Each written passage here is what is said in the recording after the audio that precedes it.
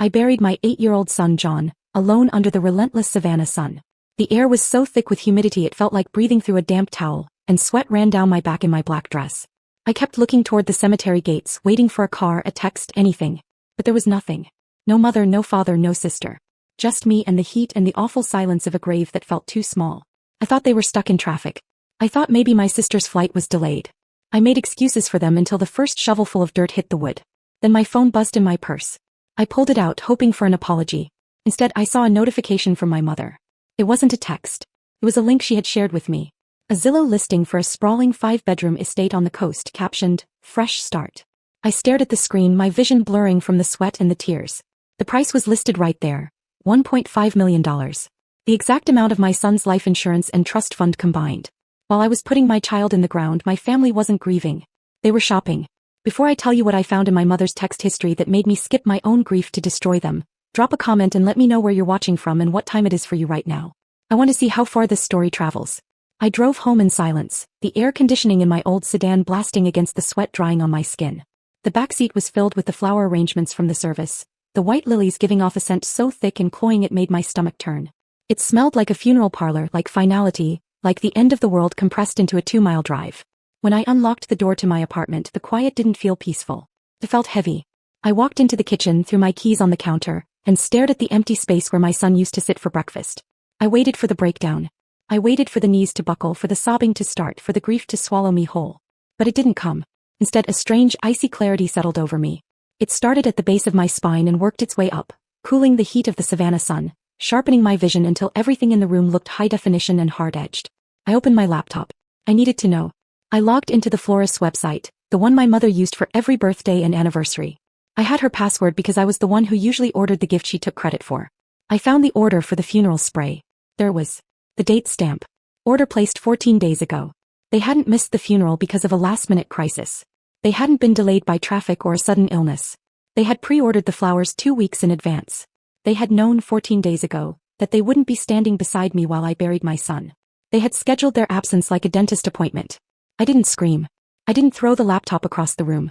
I just sat there, and the last little piece of hope I had been holding on to, the childish hope that my mother loved me, that my father protected me, snapped.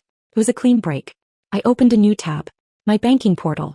I pulled up the joint credit card I had shared with my sister, Destiny. I had added her as an authorized user 3 years ago when she claimed she needed help building credit. I scrolled through the recent transactions. While I was at the funeral home picking out a casket, she had spent $400 at a Sephora in Atlanta. While I was writing my son's eulogy, she had dropped $200 at a sushi restaurant. I clicked Remove Authorized User. Confirmed. The card was dead. Next, I navigated to the smart home app for the family vacation cabin in the Blue Ridge Mountains. They called it the family cabin, but my name was the only one on the deed. I had bought it with the settlement from my divorce, a place for John to see snow. My parents used it every other weekend to host their friends, playing the wealthy retirees while I paid the property taxes. I selected the digital lock. Change access code. I deleted my father's code. I deleted my mother's code. I deleted Destiny's code. I set a new master PIN. Access denied. Kept going. Streaming services. Amazon Prime. The shared cloud storage where they kept their photos. I went down the list, methodically severing the digital tendrils they had wrapped around my life. I remembered what my mother had said to me just a week ago, when I told her I was struggling to organize the service. She had looked at my drafting table, covered in my botanical illustrations, and sighed. "Sarah, you just aren't equipped for the real world," she had said, her voice dripping with that fake sympathy. "You play with your coloring books while the adults handle the business." Coloring books. That's what she called my career. That's what she called the work that paid her mortgage when she forgot to send the check. I looked at the screen. All the accounts were locked. All the cards were canceled. All the access points were closed. They thought I was weak. They thought grief had made me soft, pliable, a broken thing they could mold into whatever shape they needed. They were about to find out that grief doesn't always break you. Sometimes, it burns away everything that isn't essential, leaving you harder than diamond. I closed the laptop. The apartment was still silent, but it didn't feel empty anymore. It felt like a war room. I sat in the dim light of my kitchen, the laptop screen casting a cold blue glow across my hands. My fingers hovered over the keyboard, but my mind was drifting back, replaying the highlight reel of my life in this family. I needed to understand why. Why had I let it go on this long? Why had I paid their bills, fixed their messes, and swallowed their insults for 32 years? I pulled up a spreadsheet I had hidden deep in my hard drive. I called it the ledger. It started 4 years ago, right after my father, Andrew, retired early because he deserved a break. Row 1, $96,000. That was the total I had paid toward their second mortgage. Every month, like clockwork, $2,000 left my account and went into theirs. I remembered the first time I sent it. My mother, Amber, had called me in tears, saying they were going to lose the house. "We sacrificed everything for you girls," she had sobbed. "And now we have nothing." I had just landed my first major contract illustrating a rare plant guide for a university press. I felt rich. I felt guilty. So I paid. And when I told them, my father didn't say thank you. He just nodded and said, "Good girl. At least you're making yourself useful." Making myself useful. That was my currency. That was the rent I paid for occupying space in their lives. I scrolled down. Row 12, the influencer trip. Destiny had wanted to go to Tulum for her birthday to build her brand. She couldn't afford the flight. My mother had cornered me at Sunday dinner. "Your sister is so talented, Sarah. She just needs a break. You have savings. Don't be selfish." Selfish. The word they used whenever I tried to keep something for myself. I paid for the flight. Destiny posted 30 photos from that trip. I wasn't tagged in a single one. Row 24, the car accident. Destiny had totaled her BMW while texting. My father had co-signed the loan. He was panicking about his credit score. I paid the deductible. $500. It wasn't just the money. It was the way they trained me. It was like they were feeding a stray dog. They starved me of affection for weeks, months, making me feel invisible. And then just when I was about to walk away, they would throw me a scrap. A compliment on my hair. A hug that lasted 2 seconds too long. A text that said, "Thinking of you." And I would eat it up.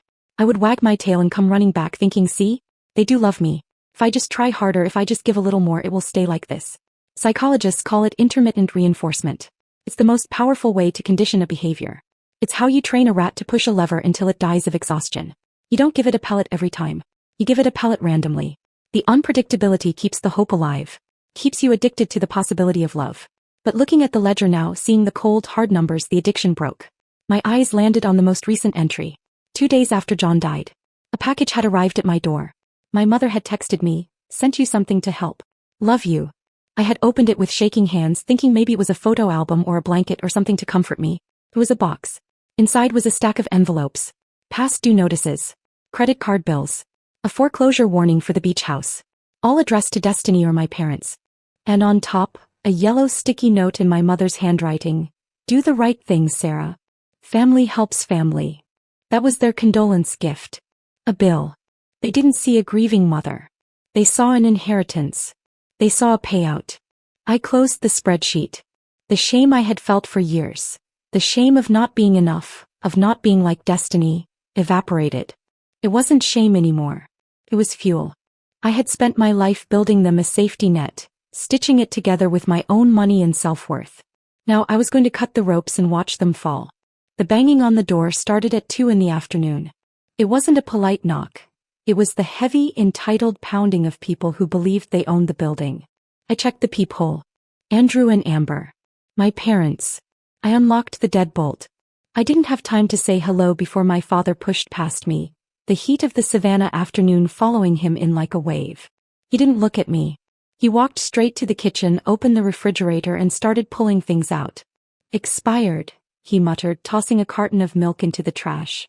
"Wilted," he said, throwing away a bag of spinach. He was performing a wellness check, but it felt like a raid. He was building a case. He can't even buy groceries. She can't function. My mother stood in the hallway, staring at the walls. I had hung my latest series there, intricate, large-scale watercolors of decaying magnolias. "It's so dark in here, Sarah," she said, her voice trembling with a rehearsed fragility. "And these drawings, they're obsessive. It's not healthy. You're spiraling." I leaned against the doorframe, crossing my arms. "What do you want?" "We want to save you," she said, turning to me with wide, wet eyes. "We spoke to a specialist. He agrees. You're displaying signs of a psychotic break. The isolation. The aggression. Cutting off your sister." She reached into her designer handbag and pulled out a thick document clipped with a blue backing. She placed it on the coffee table. "It's a voluntary conservatorship," she said. "Just for the financial side. Just until you're stable again. We'll manage John's trust. We'll make sure the bills get paid. You don't have to worry about a thing." I looked at the papers. They wanted control. Not just of the money but of me. "And if I don't sign?" I asked, my voice flat. Andrew slammed the fridge door shut. "Then we call the authorities," he said, wiping his hands on his pants.